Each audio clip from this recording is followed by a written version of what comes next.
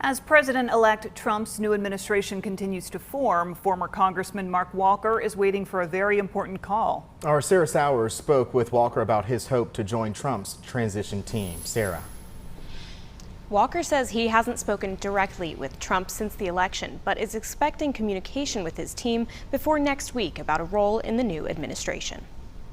The former pastor served as the director of outreach for faith and minority communities for the last 9 months on the Trump campaign after giving up his congressional comeback bid. Republican Addison McDowell went on to win that congressional district last week.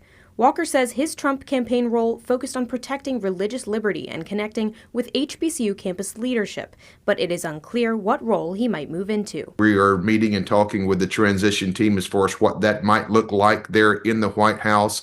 I know President Trump was gracious enough to extend such an offer even back in the spring as we began to work with him, talking about working in some high capacity role. So yeah, that's all to be determined. Walker applauds Trump's recent appointments of Susie Wiles for Chief of Staff and Elise Stefanik as nominee for UN Ambassador. He remains stunned and proud of Trump's victory. We felt like there was a strong path to win the bulk of the swing states.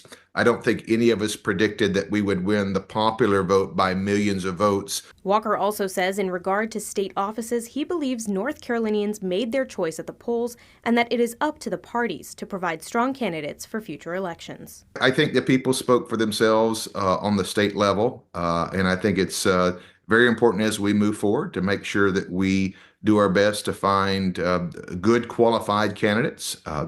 Some of these statewide races are challenging in North Carolina, and I think it would behoove on us for us to make sure that we are certainly working forward to finding the best candidates to be able to run for these statewide candidates or statewide positions.